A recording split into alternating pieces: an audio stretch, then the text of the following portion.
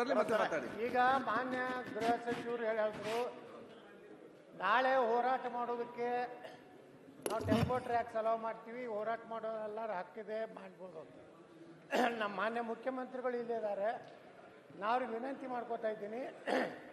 ನಮ್ಮ ಸಮುದಾಯ ಭಾಳ ವರ್ಷಗಳಿಂದ 2A ಸೇರಿಸಿ ನಮ್ಮ ಸರ್ಕಾರ ಇದ್ದಾಗ 2D ನಮ್ಗೆ ಅಕಾಮಿಡೇಟ್ ಮಾಡಿಕೊಟ್ಟಿದ್ದಾರೆ. ಅದರಲ್ಲಿ ಲಿಂಗಾಯತ 2Aದಾಗ ಇಲ್ಲ ಅಂತ ಲಿಂಗಾಯತರು, ಮರಾಠರು, ಜೈನರು, ಕ್ರಿಶ್ಚಿಯನ್ರನ್ನೆಲ್ಲ ಸೇರಿಸಿ 7% ಕೊಟ್ಟಿದ್ದಾರೆ. ಅದು ಮಾನ್ಯ ಮುಖ್ಯಮಂತ್ರಿಗಳು ಇದಕ್ಕೊಂದೇನಾದರೂ ಸೂತ್ರ ಕಂಡುಹಿಡಿದು ನಾಳೆ ಸಭೆ ಕರೆದು ಒಂದೇನಾದರೂ ಕಾಂಕ್ರೀಟ್ ಆಗಿ ಏನಾದರೂ ನಿರ್ಣಯವನ್ನು ಮಾಡಿಕೊಟ್ರೆ ಒಳ್ಳೇದಾಗ್ತದೆ ಅಂತೇಳಿ ನಾನು ಮಾನ್ಯ ಮುಖ್ಯಮಂತ್ರಿಗಳಲ್ಲಿ ವಿನಂತಿ ಮಾಡ್ಕೊತೀನಿ. ಓಕೆ, ಈಗ ಪ್ರಕಟಣೆ ಅಧ್ಯಕ್ಷರು ಸ್ವಲ್ಪ ಸಿಎಂ ಅವರು ಉತ್ತರ ಕೊಡ್ತಾರೆ. ಸಿಎಂ ಅವ್ರಿಗೆ ಹೇಳಿಬಿಡ್ಲಿ ಅಧ್ಯಕ್ಷರೇ. ಈಗೇನಂತ ದಯವಿಟ್ಟು ಮುಖ್ಯಮಂತ್ರಿಗಳು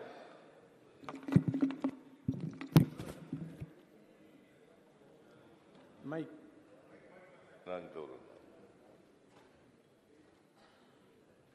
ಪಂಚಮಶಾಲಿ ಲಿಂಗಾಯತ್ ಇವರನ್ನ ಸೇರಿಸಬೇಕು ಅಂತೇಳಿ ಬಹಳ ದಿನಗಳಿಂದ ಪಂಚಮಶಾಲಿ ಲಿಂಗಾಯತರು ಹೋರಾಟ ಮಾಡ್ತಾ ಇದ್ದಾರೆ. ನಾನು 2 ಸಾರಿ ಮೀಟಿಂಗ್ ಮಾಡಿದ್ದೀನಿ. ಜಯ ಮೃತ್ಯುಂಜಯ ಸ್ವಾಮಿ ಮತ್ತೆ ಬೇರೆ ಮುಖಂಡರುಗಳು ಅವ್ರ ಜೊತೆಲೂ ಮೀಟಿಂಗ್ ಮಾಡಿ, ಆಮೇಲೆ ಜಯ ಮೃತ್ಯುಂಜಯ ಸ್ವಾಮೀಜಿಯವರು ಮತ್ತು ವಕೀಲರುಗಳು ಒಂದ್ಸಾರಿ ಚರ್ಚೆ ಮಾಡಿದ್ದೀನಿ. ನಮ್ಮ ಯತ್ನಾಳ್ ಅವರು ಕೂಡ ಭಾಗಿಯಾಗಿದ್ದರು. ಅಲ್ಲಿ ಬಹಳ ಸ್ಪಷ್ಟವಾಗಿ ಹೇಳಿದ್ದೀನಿ ನೋಡಪ್ಪ, ನಾನು ನಿಮಗೆ ರಿಸರ್ವೇಷನ್ ಕೇಳಲಿಕ್ಕೆ ಅಡ್ಡ ಬರಲ್ಲ. ನೀವು ಈಗ ರಿಸರ್ವೇಷನ್ನಲ್ಲಿ ಕ್ಯಾಟಗರಿ ಮಾಡಿದ್ದಾರೆ. Category 1, category 2A, category 3A, category 3B. Veerashaiva ಲಿಂಗಾಯತರು ಮತ್ತು ಪಂಚಮಶಾಲಿ ಲಿಂಗಾಯತರು ಕ್ಯಾಟಗರಿ 3B ಬರ್ತಾ ಇದ್ದೀರಿ. ಯಾರನ್ನೇ ನಾವು ಕ್ಯಾಟಗರಿ 2Aಗೆ ಅಥವಾ ಕ್ಯಾಟಗರಿ 1ಗೆ ಸೇರಿಸ್ಬೇಕಾದ್ರೆ, ಅಲ್ಲಿ ಇಲ್ಲದೇದವ್ರನ್ನ ಹೊಸದಾಗಿ ಸೇರಿಸ್ಬೇಕಾದ್ರೆ ಪರ್ಮನೆಂಟ್ ಬ್ಯಾಕ್ವರ್ಡ್ ಕ್ಲಾಸ್ ಕಮಿಷನ್ ಅಂತ ಇರ್ತದೆ. 1992ನೇ ಇಸ್ವಿನಲ್ಲಿ ಇಂದಿರಾ ಸಹಾನಿ ಕೇಸ್ನಲ್ಲಿ ಪರ್ಮನೆಂಟ್ ಬ್ಯಾಕ್ವರ್ಡ್ ಕ್ಲಾಸ್ ಕಮಿಷನ್ ಪ್ರತಿ ರಾಜ್ಯದಲ್ಲೂ ಕೂಡ ಇರಬೇಕು ಅಂತೇಳಿ ಆದೇಶ ಕೊಟ್ಟ ಮೇಲೆ ಸುಪ್ರೀಂ ಕೋರ್ಟ್ನವರು ಪರ್ಮನೆಂಟ್ ಬ್ಯಾಕ್ವರ್ಡ್ ಕ್ಲಾಸ್ ಕಮಿಷನ್ ಇರ್ತದೆ, ನೀವು ಅದರ ಮುಂದೆ ಅರ್ಜಿ ಹಾಕಿ ಅಂತ ಹೇಳಿದೆ ನಾನು. ಆಮೇಲೆ ನಿಮಗೆ ಹಿಂದೆ ಇದ್ದಂಥ ಸರ್ಕಾರ, ಯತ್ನಾಳ್ ಅವರೇ, ಹಿಂದೆ ಇದ್ದಂಥ ಸರ್ಕಾರ ನಿಮ್ಮನ್ನ 2Aಗೆ ಸೇರಿಸಿಲ್ಲ. 2Aಗೆ ಸೇರಿಸಿಲ್ಲ. ಯಾಕೆಂತಂದ್ರೆ ಅವ್ರೇನ್ ಮಾಡಿದ್ರು, ಹಿಂದಿನ ಸರ್ಕಾರದವರು ಮುಸಲ್ಮಾನರಿಗೆ 4% ಕೊಟ್ಟಿದ್ದಂಥ ರಿಸರ್ವೇಷನ್ ಅನ್ನ ಅವ್ರಿಗೆ ರದ್ದು ಮಾಡಿಬಿಟ್ರು. ರದ್ದು ಮಾಡಿ ಅದು 2% ಪಂಚಮಶಾಲಿ ಲಿಂಗಾಯತರಿಗೆ, ಅಂದ್ರೆ 2B ಲಿಂಗಾಯತ ಸಮುದಾಯದವರಿಗೆ, 3B ಮತ್ತೆ 3A 2%, 3A 2%, 3B 2%. ಈ 4% ರದ್ದು ಮಾಡೋದು ಯಾವುದನ್ನ ಇವ್ರಿಗೆ ಸಿಕ್ಕಿದ್ದು? ಅಲ್ಪಸಂಖ್ಯಾತ ಮುಸಲ್ಮಾನರಿಗೆ ಕೊಟ್ಟಿದ್ದಂತ 4% ರದ್ದು ಮಾಡಿ ಆ 4% ಇವರಿಗೆ ಕೊಟ್ಟಿದ್ರು. ಇದ್ರ ಮೇಲೆ ಸುಪ್ರೀಂ ಕೋರ್ಟ್ಗೆ ಹೋದ್ರು. ಸುಪ್ರೀಂ ಕೋರ್ಟ್ನಲ್ಲಿ ಇವರೇ ಹಿಂದಿನ ಸರ್ಕಾರನೇ, ಬಿಜೆಪಿ ಸರ್ಕಾರನೇ ಅಫಿಡವಿಟ್ ಹಾಕಿದ್ದಾರೆ, ಅಂಡರ್ಟೇಕ್ ಮಾಡ್ಕೊಂಡಿದ್ದಾರೆ, ನಾವು ಯಾವ ಕಾರಣಕ್ಕೂ ಮುಸಲ್ಮಾನರಿಗೆ 4% ಕೊಟ್ಟಿರೋದನ್ನ ವಿಡ್ರಾ ಮಾಡಲ್ಲ, ರದ್ದು ಮಾಡಲ್ಲ, ಮುಂದುವರಿಸ್ತೇವೆ. ಯಥಾಸ್ಥಿತಿ ಹೇಗಿತ್ತು ಹಿಂದೆ ಅದೇ ರೀತಿ ಮಾಡ್ತೇವೆ ಅಂತ ಇವರೇ ಒಪ್ಕೊಂಡಿದ್ದಾರೆ ಸುಪ್ರೀಂ ಕೋರ್ಟ್ ಮುಂದೆ. ಈಗ ಮತ್ತೆ 2A ಸೇರಿಸಬೇಕು ಅಂತ ಬಂದಿದ್ದಾರೆ. ಅಧ್ಯಕ್ಷರೇ, ಇದ್ರ ಬಗ್ಗೆ ನಾನು ಮಾತಾಡ್ಲಿಕ್ಕೆ ಅವಕಾಶ ಕೊಡ್ಬೇಕು. ಯಾಕಂದ್ರೆ ಅಲ್ಲ, ಅವ್ರು ಹೇಳ್ದಕ್ಕೆ ಜನರಿಗೆ ಗೊತ್ತಾಗಬೇಕು. ಮುಖ್ಯಮಂತ್ರಿಗಳು ಮಾತಾಡಿದ್ಮೇಲೆ ನಾನು ಮಾತಾಡ್ತೇನೆ.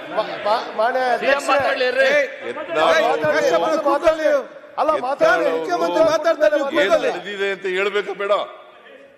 ಈಗ ನಿಮ್ಗೂ ಗೊತ್ತಿರೋದೇ ಇದು. ಅರವಿಂದ್ ನಾನು ಹೊಸದಾಗಿ ಹೇಳ್ತಾ ಇದ್ದೀನಾ? ಯತ್ನಾಳ್ ಒಂದು ಪ್ರಶ್ನೆ ಕೇಳಿದ್ದಾರೆ. ಇದೇನು ಹೊಸದಾಗಿ ಹೇಳ್ತಾ ಇಲ್ಲ ನಾನು. ಇದರ ಬಗ್ಗೆ ದೀರ್ಘ ಕೊಡ್ತೇನೆ. ಸುಪ್ರೀಂ ಕೋರ್ಟ್ ನಲ್ಲಿ ಏನ್ ನಡೀತು? ನೀವೇ ತೀರ್ಮಾನ ಮಾಡಿದ್ರಿ. ಹಿಂದಿನ ಸರ್ಕಾರ ಏನ್ ತೀರ್ಮಾನ ಮಾಡಿದ್ರು? ಅಂಡರ್ಟೇಕಿಂಗ್ ಏನು ಯಾವ ಟೈಪ್ ನಮ್ಗೆ ಸರ್ಕಾರ ಕೊಟ್ಟಿದೆ ಅದ್ರ ಬಗ್ಗೆ ನಾನು ಕೂಡ ಮಾತಾಡ್ಲಿಕ್ಕೆ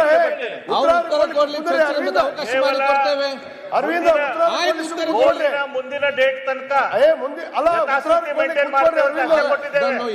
ಈ ಸರ್ಕಾರ ಏನ್ ಮಾಡ್ತಾ ಇದೆ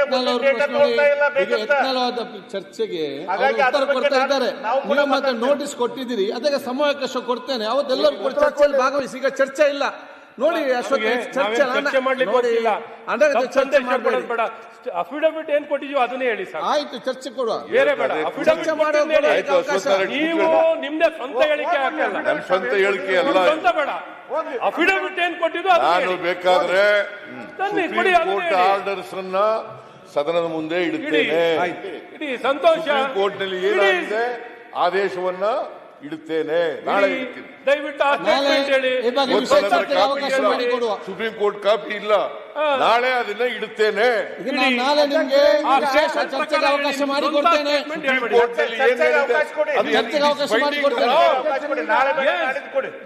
ಬೈಂಡಿಂಗ್ ಅನಾಲ್ ಇವಾಗ ನಾವು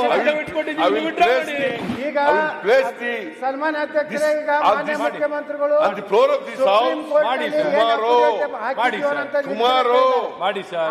ನಾಳೆ ಚರ್ಚೆಗೆ ಅವಕಾಶ ತಗೊಳ್ಳುವ. ಚರ್ಚೆಗೆ ಅವಕಾಶ ಹೇಳ್ತೀರಿ. ಅವಕಾಶ ಕೊಡಿ. ನಾಡಿದ್ದು ಈ ಸದನದ ಮುಂದೆ ಸುಪ್ರೀಂ ಕೋರ್ಟ್ ನಲ್ಲಿ ಏನು ಆದೇಶ ಆಗಿದೆ ಆದೇಶದ ಕಾಪಿಯನ್ನ ಇಲ್ಲಿ ಇಡುತ್ತೇನೆ. ನಾನು ನಿಮ್ಮ ಸಮಯಾವಕಾಶ ನೋಡಿಕೊಂಡು ನಿಮ್ಗೆ ಯಾವಾಗ ಬೇಕು ನೋಡಿಕೊಂಡು ಸಮಯ ನಿಗದಿಪಡಿಸ್ತೇನೆ. ನಾಳೆ ಇಡ್ತೀನಿ. ನಾಳೆ ಅವರಿಗೆ ಬೇಡ ಅಂತ, ನಾಳೆ ಇಲ್ಲ ಅಂತ.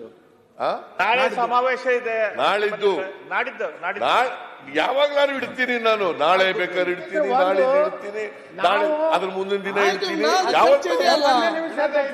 ಯಾವತ್ತಾರು ಇಡ್ತೀನಿ.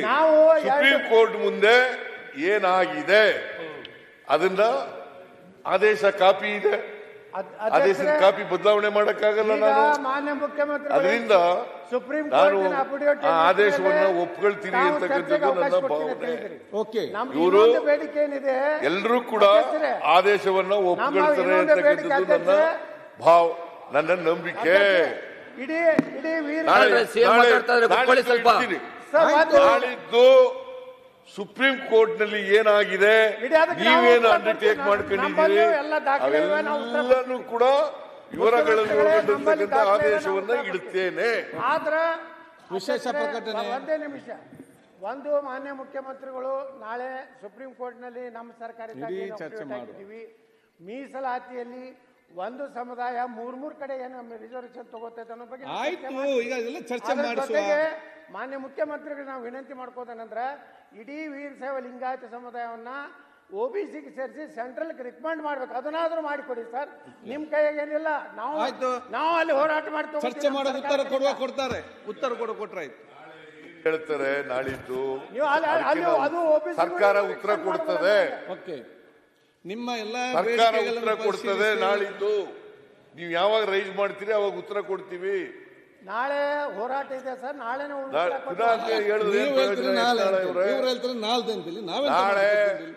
ಸರ್ಕಾರದ ನಿಲುವೇನು ಅಂತಕ್ಕಂಥದ್ದನ್ನ ಸ್ಪಷ್ಟಪಡಿಸಿ ಇವರಿಗೆ ಉತ್ತರ ಕೊಡ್ತೇವೆ. ಯತ್ನದವರೇ, ನಿಮ್ಮೆಲ್ಲ ಅಧ್ಯಕ್ಷ, ನಮ್ದು 2 ಬೇಡಿಕೆಯಲ್ಲಿ ಹೇಳಿದ್ರಲ್ಲ, ನಾಳೆ ಅವಕಾಶ ಕೊಟ್ರೆ ಸಾಕು.